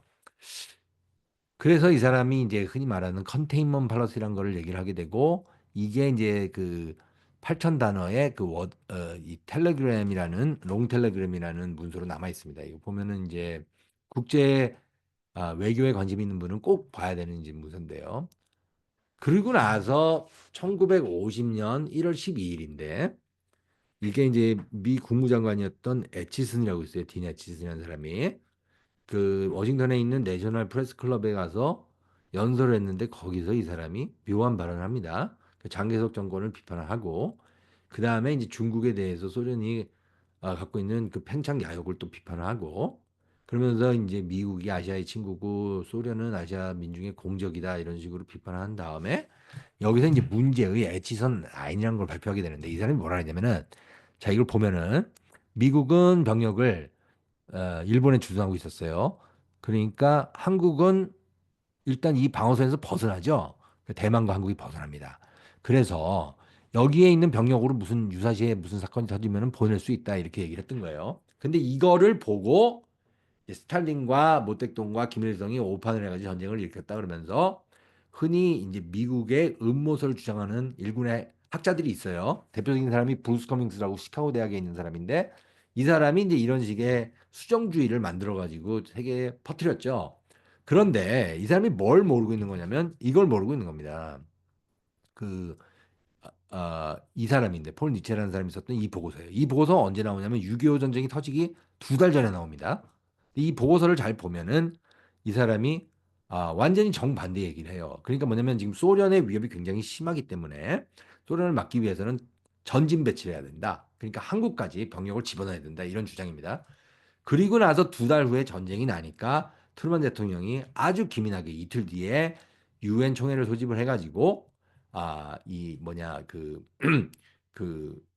이 공산 침략을 막는 전쟁을 벌이게 된 것이죠. 그리고 첫 번째 했던 조치가 뭐냐면은 아까 이 에치슨이 말했던 이 방어선 밖에 있다는 그 대만에 제7함대를 보내서 대만을 수호하는 겁니다. 그러니까 대만과 한국은 이때부터 연동돼서 돌아갔어요. 지금도 마찬가지인데요. 대만과 한국이 굉장히 중요한 나라죠. 전 세계적으로, 경제적으로. 그리고 또 군사적으로도 굉장히 중요합니다. 이 대만 해협이란 게 이 엄청난 물동량이 다니는 거거든요. 이 말라카에서 이 인도네시아, 그 말레이시아, 싱가포르 치는 말라카 해협에서 대만으로 거쳐가지고 일본과 한국으로 가죠. 원유부터 해가지고 안 가는 게 없습니다. 그래서 이 대만 해협이 너무나 중요한데 이게 대만이 공산화를 막을 수 있었던 거는 한국 전쟁 때문입니다. 한국 전쟁. 그러니까 한국 전쟁이 없었다면 세계사는 굉장히 다른 방향으로 전개가 됐겠죠. 그 정도는 우리가 좀 상식으로 알고 있어야 될 것 같고요. 그래서 이게 이제 이 사람이 썼던 보고서를 NSC 68이라고 하는데요. 이게 4월에 만들었는데 거기서 이제 고립주의를 배제하고 소련 침략주의를 비판하면서 강력한 대소련 봉쇄 전략을 펼치는 건데 그 아, 방법은 군사비를 증강해야 된다는 겁니다. 그러니까 쉽게 얘기해서 미 국무부에 돈을 더 많이 줘라. 그래서 미국의 군사력을 증강해야 된다 이런 말이죠. 그리고 동맹국에 무기 지원해야 된다는 거고, 그다음에 핵무기를 더 고도화시켜야 된다는 뭐 이런 식의 전략을 짰던 거예요. 그러니까 미국엔 두 가지 보고서가 있었던 거죠. 그래서 한국 전쟁이 아, 어쨌든 대한민국이 지켜줄 수 있었던 거죠.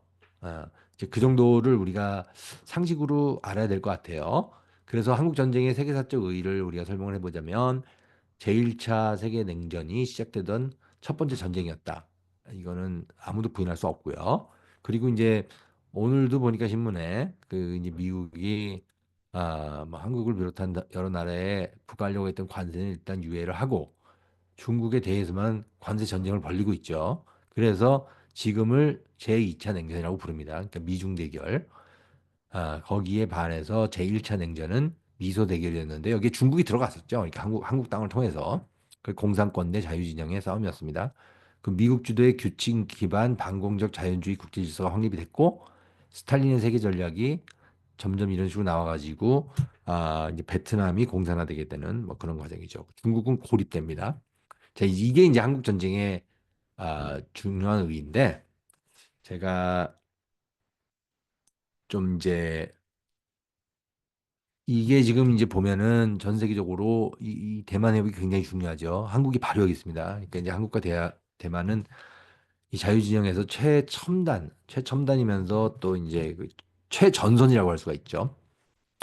자, 이게 이제 이 지도를 보면 뭐 이런 식의 전략적 요충이 있는데 이게 이제 말라카 해협이거든요. 이쪽으로 와가지고 대만과 한국으로 가고 일본으로 가는 이 선이 지금도 전 세계적으로 가장 중요한 그리고 위태로운 영어로 하면은 초크 포인트면서 플래시 포인트라고 할 수가 있습니다. 자, 그래서 제가 마지막으로 강의를 정리하는 단계에서 그럼 여태까지 무슨 얘기를 했는지 한번 돌아보도록 할게요. 동아시아 여러 나라를 보면 최소한 12개, 13개, 많게는 15개 이상의 서로 상이한 발전 궤적을 우리가 찾아볼 수가 있습니다. 거기서 왜 어떤 나라는 성공을 하고 어떤 나라는 실패를 했을까요? 싱가포르는 어떻게 해서 성공을 하고 대만은 어떻게 해서 성공을 했으며 대한민국은 어떤 과정을 통해서 경제 발전을 이루고 정치적 민주화를 달성했을까요? 그 모든 것을 보면 우리가 리더십의 중요성을 강조하지 않을 수가 없습니다. 리더십이 제가 보기에는 굉장히 중요한 의미가 있다고 생각을 해요. 리더십은 뭐라는 거냐면 정치적 과정을 통해 가지고 국가의 가장 기초가 되는 제도를 짜는 과정입니다. 그러니까 좋은 리더는 좋은 정책을 만들죠. 좋은 정책이 국가의 기본 제도가 되죠. 그 제도가 사람들을 경제적으로 자유롭게 하고 정치적으로 정치 참여를 가능하게 하는 것이죠. 그래서 리더십과 역사적 변화는 뗄래야 뗄 수 없는 매우 긴밀한 관계에 있다고 볼 수가 있습니다.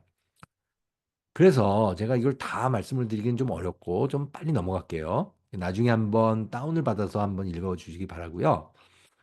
어, 동아시아 국가들을 보면 굉장히 상이한 발전 경로를 거쳐가게 되는데 2000년 유교 전통을 자랑했던 동아시아 제국은 현대 들어와서 각기 다른 극과 극의 발전 과정을 밟아갔습니다. 왜 유독 동아시아 근대화 과정에서 이처럼 다양한 발전 모델이 생겨난 것일까요? 그런 맥락에서 제가 보기엔 리더십을 강조해야 된다고 보는데요. 리더십이 결국은 헌정을 만듭니다. 그리고 그 헌정이 역사적 변화를 만든다. 이 헌정이란 건 다름이 아니라 어떤 헌법적 제도, 헌법적 기초 질서를 얘기하는 것이죠. 그래서 리더십과 역사적 변화는 매우 중요한 아, 연관성이 있다고 저는 생각을 합니다. 그런데 다시 한번 돌아가서 보면 마오쩌둥 시대 중국은 국가주도의 집산화와 명령 경제에 기초한 사회주의 헌정의 결과였다고 할 수가 있습니다. 그리고 덩샤오핑 시대의 개혁 개방은 자본주의적 생산 양식과 공산당 일당 지배를 결합하는 중국 특색의 독특한 헌정 결과였습니다. 메이지 시대 일본의 발전 국가적 근대화나 쇼와 시대 전기 군국주의 노선도 당시 일본 리더십의 헌정적 결정이었습니다. 그러니까 한 나라의 리더들이 그 나라의 운명을 좌우한다는 것을 우리가 알 수가 있죠. 대한민국 현대사에서 추진된 각 단계의 발전 과정 역시 1950, 60년대 엘리트 집단의 헌정적 선택과 결정의 결과였습니다. 그래서 동아시아 여러 현대사의 다양한 발전 궤적을 비교해 볼 필요가 있다고 저는 생각합니다. 그래서 각국의 리더들이 과연 어떤 철학 위에서, 어떠한 아젠다 위에서 어떤 정책을 추구했는지를 우리가 면밀하게 살펴봐야 되는데요. 2차 대전 이래 동아시아 각국은 과연 어떤 리더십 아래서 어떤 헌정 질서를 구축하고 어떤 발전 전략을 취했고 그 결과 어떤 역사적 변화가 일어났는지를 살펴보자는 얘기죠. 제가 이제 12가지의 상이한 모델을 여러분들께 말씀을 드렸습니다. 결론적으로 남한과 북한을 한번 비교해 보면 아주 쉽게 알 수가 있는데 한국 전쟁 이래 대한민국과 조선민주주의 인민공화국은 동시대의 수평적 체제 경쟁 상태에 놓이게 되었습니다. 대한민국은 자유주의적 국질서에 적응하는 수출지향적 경제 전략을 추진했던 반면 북한은 공산권에 편입되어 고립주의적 자립경제에 늪에 빠졌습니다. 그 결과 대한민국은 세계 10대 자유민주적 경제 대국으로 성장했지만 북한은 전체주의적 최빈국으로 남아있죠, 지금도. 그러면 중국으로 가서 봐도 비슷한 사례를 우리가 볼 수가 있습니다. 마오쩌둥 시대 중국과 덩샤오핑 시대 중국은 아주 극적으로 대조를 이룹니다.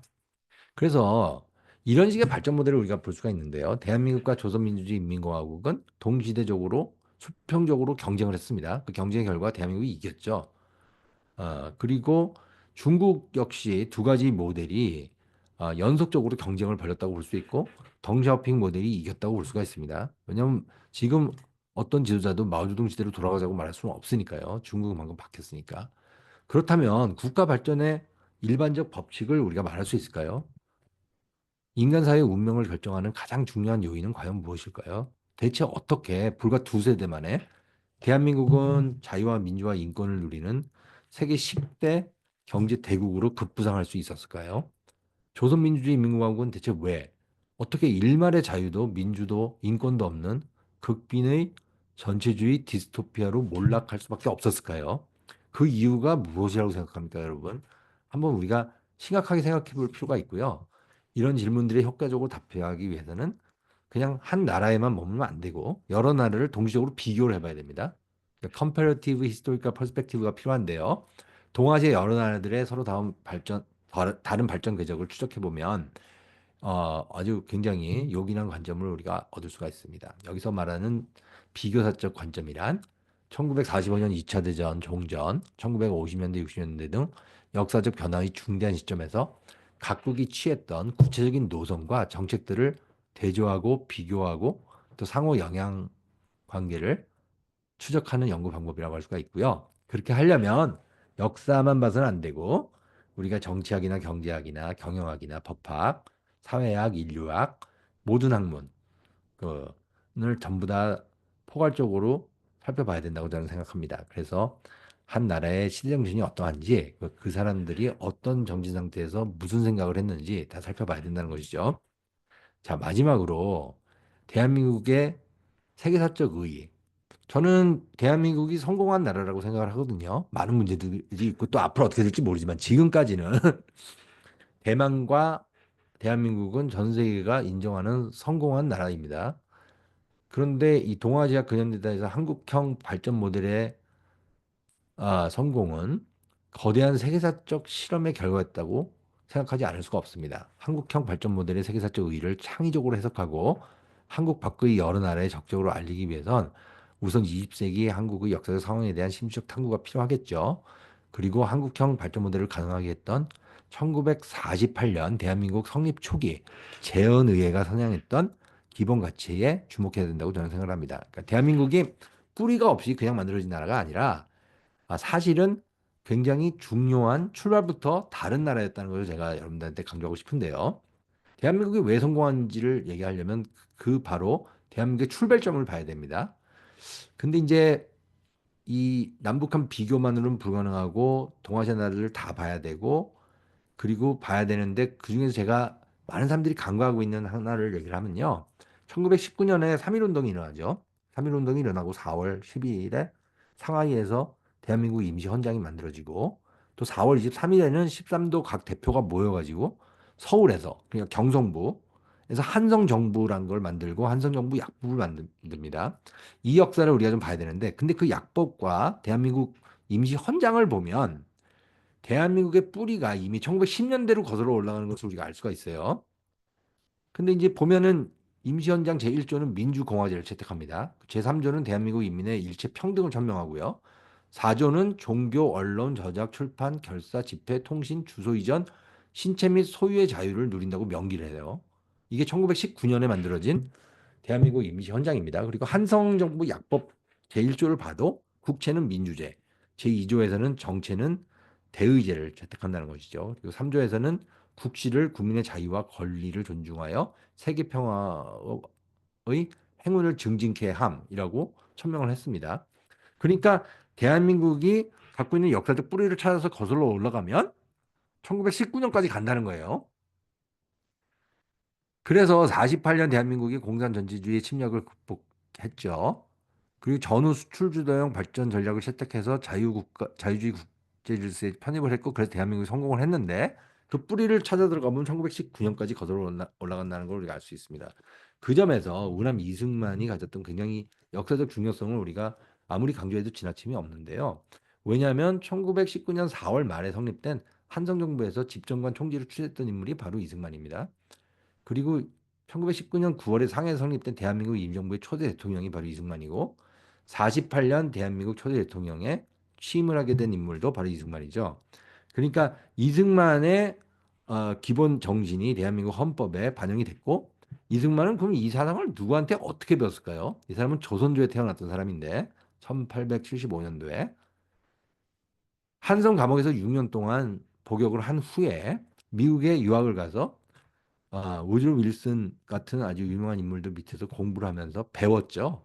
그리고 자유가 뭔지, 민주가 뭔지, 세계 질서가 어떻게 돌아가는지를 외국에서 아주 정확하게 봤던 겁니다. 그래서 1941년도에 아주 예언가적인 면모를 발휘하는데 재팬 인사이드 아웃이라는 책이 썼는데 그 책에서 일본이 미국을 침략할 것이라고 예언을 했어요. 그때 사람들이 무슨 소리 하고 있나 했는데 실제로 진주만 공습이 일어났고 이 책이 베스트셀러가 됐죠. 그래서 우리가 볼 수가 있습니다. 동아시아에 정말 많은 지도자들이 있어요. 손문이라든지 장개석, 어? 모택동, 그리고 등소평, 어, 뭐 그다음에 이제 메이지 황제 일본에, 그다음에 히로히토 황제, 그리고 단조 히데키 그 전범이죠. 그다음에 이제 전후에 요시다 시게루라는 인물, 뭐 그다음에 이승만, 그리고 또 이제 김일성도 거기 들어가고, 그다음에 베트남의 호지민, 그리고 폴포트, 그다음에 또 이제 박정희, 리관유, 뭐 이런 식의 인물들을 우리가 좀 탐구해 볼 필요가 있다는 생각이 들어요. 그것은 그다음에 또 이제 대만에서 민주화를 나중에 선언하게 되는 장진국, 그 장개석의 아들이죠. 이런 인물들이 가지고 있는 중요성을 우리가 좀 탐구를 해서 리더십이란 과연 무엇인지를 살펴봐야 되는데 제가 이제 마지막으로 강의를 끝내면서 제가 만든 어떤 개념을 하나 설명드리도록 할게요. 제가 이제 벌써 한 8년쯤 된 것 같은데요. 그 티센쿠프라는 엘리베이터 만드는 회사에 가서 제가 강연을 할 기회가 있었습니다. 근데 저보러 리더십 강의를 해달라 그래가지고 저런 동아시아에 있었던 여러 인물들을 탐구를 하면서 과연 좋은 리더란 누구일지, 어떤 사람을 리더로 뽑아야지 나라가 흥하고 어떤 리더를 피해야지 나라가 멸망을 피할 수 있을까? 그런 생각을 하면서 제가 7가지 덕목을 뽑았는데 우연히 뭐 이렇게 적고 이렇게 보니까 캐피텀이라는 단어가 나오더라고요. 사전을 찾아보니까 캐피텀이 라틴어로 머리의 복수래요. 그러니까 이제 단수는 카푸시고 복수는 캐피텀이래요. 그래서 제가 이제 캐피텀 리더십이라고 제가 만들어가지고 많이 써먹고 있습니다. 근데 이제 첫 번째 리더가 가져야 했던 덕목을 보면 아, 의사소통에 능한 사람이 리더가 돼야 됩니다. 그러니까 그 이유가 뭐냐면은 사람들한테 한 나라가 나갈 방향을 아주 구체적으로 명료하게 밝힐 수 있는 그런 커뮤니케이션 능력을 가진 사람이 리더입니다. 그러니까 말을 못하는 사람은 제가 보기엔 리더가 되면 안 돼요. 그리고 이제 과묵한 사람들 있잖아요. 과묵한 건 좋은데 과묵하더라도 명료하게 말을 해야 됩니다. 그래서 이제 말을 안 하는 사람들이 한국 정치에서 보면은 득을 많이 보는 것 같아요. 왜냐하면 말이 많은 사람들은 실수를 하니까. 근데 제가 보기엔 리더는 말을 많이 해야 됩니다. 늘 해야 됩니다. 그러니까 이제 뭐 미국의 정치 지도자를 보면 말이 많아서 문제지 말이 적어서 문제가 되는 사람은 저는 한 번도 본 적이 없는데 한국은 좀 그 반대인 것 같아요. 문재인 대통령도 그랬고 박근혜 대통령도 그랬고 말을 잘 안 해, 이 사람들이. 근데 말을 많이 해야지 리더다. 두 번째는 리더는 실천가고 행동가다. 그래서 액티비스트다. 그리고 리더는 비전을 가지고 계획을 세워야 되죠. 그러니까 계획을 세우고 기획을 하고 이런 사람이 리더입니다. 그리고 또 하나는 이제 사람들을 격려하고 고무하고 또 가르칠 수 있는 사람. 그러니까 교사로서의 자질이 있어야 돼요. 선생이 돼야 됩니다, 리더는. 그리고 이제 사상가가 돼야 되죠. 그러니까 자기가 아이디어를 가지고 사람들한테 그 비전을 설파할 수 있어야 돼요. 그리고 분열보다는 통합을 할 수 있는 사람이 좋은 리더이고 무엇보다도 매니저로서 어떤 관리자의 역할을 할 수 있어야 되고 또 관리자로서 권위를 찾으려면 도덕적인 모범을 보여야 된다는 것이죠. 자, 이런 식의 7가지 덕목 을 제가 이제 정리를 해봤는데 여태까지 이제 동아시아에 있었던 여러 가지 인물들을 우리가 살펴보면 저는 7가지 덕목 중에서 어떤 지도자는 예를 들면은 계획자로서 실패한 사람이 있고요. 그리고 또 어떤 사람은 도모하고 격려하고 사람들을 끌고 가는 건 잘했는데 이 통합에서 실패를 하는 경우가 있고요. 그리고 어떤 사람은 사람들을 격동시켜 가지고 몰고 가는 걸 잘하는 아주 커뮤니케이션의 대가인데 이 사람이 관리를 못해요. 행정가로서의 자기 면모가 없어가지고 무너지고 뭐 이런 경우가 있는데 이런 모든 것을 종합적으로 생각할 때 우리가 좋은 리더를 생각해 볼 수 있지 않을까 생각을 하고요. 마지막으로 제가 이제 여기 캐나다 학생들한테 설명을 하면서는 뭐 이런 식의 리더 덕목을 얘기를 해봤습니다.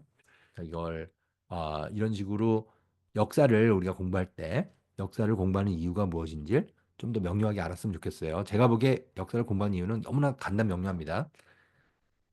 어, 인간이 겪었던 시행착오를 피해가는 지혜를 얻기 위해서 공부를 하는 겁니다. 그래서 이제 중국에 있는 그 사마광이라는 역사가는 자기가 썼던 그러니까 1300~1400년에 걸친 그 왕조의 흥망성쇠사를 쓰면서 자치통감이라고 얘기를 했죠. 그 자치통감은 그 통치를 도와주는 큰 종합적인 거울이라는 거거든요. 그러니까 역사가 거울입니다. 그러니까 우리가 우리 스스로가 누군지를 알려면 얼굴을 보려면 거울을 봐야지만 알 수가 있죠. 마찬가지로 우리가 지금 어느 시대를 거쳐가고 있고 우리가 겪어왔던 역사가 어떠했는지를 알려면 역사라는 거울을 봐야 됩니다. 그래서 역사를 보지 않는 사람은 사실은 자기가 누구인지 모르죠. 그래서 우리가 한국의 역사를 좀 소중하게 생각하고 봐야 되는 그런 당위가 있지만 한국의 역사를 알기 위해서는 이런 비교적인 시각에서 동아시아 전체를 포괄적으로 봐야 된다. 이게 제가 여러분한테 드리고 싶은 말씀이고 마지막으로 역사를 움직이는 가장 중요한 요인은 무엇인가? 라는 질문으로 돌아가 보면 제가 보기에는 리더십과 정치 그리고 그 정치를 통해서 결정하는 인간 사회의 기본 제도다. 그걸 우리가 남한의 역사, 북한의 역사, 대만의 역사, 중국의 역사, 베트남의 역사, 싱가포르 역사를 통해서 알 수 있지 않나 그런 생각을 합니다. 감사합니다. 아유, 고맙습니다, 선생님. 오늘 이 강의 내용을 정말 이 국내 교수님들보다 특히 이렇게 외국에서, 특히 캐나다에서 이렇게 비교 관점에서 설명을 해 주실 수 있기 때문에 더 이렇게 이렇게 실감나게 이렇게 들을 수 있었던 것 같습니다. 아유, 너무너무 감사드리고요. 어, 시간이 좀 그래서 뭐 질문 혹시 받을 수 있을지 모르겠지만 학생들 혹시 질문 사항이나 이런 거 있으면 있으실까요? 예. 갑자기 음. 선생님 오늘 내용을 이해하는 것만 해도 아직 저도 좀 시간이 좀 걸릴 것 같아요. 뭘 질문을 해야 될지 는. 선생님께서 뭐 쪽글을 통해서 여러분들 충분히 이렇게 질문을 해 주실 수 있을 것 같습니다. 예. 오늘 이렇게 좋은 강의 해 주셔서 정말 감사드립니다, 선생님. 예. 네, 고맙습니다. 감사합니다. 예. 또 이렇게 참여해 주신 여러 학생들 고맙습니다. 예. 고맙습니다. 감사합니다. 예. 네, 고맙습니다. 네.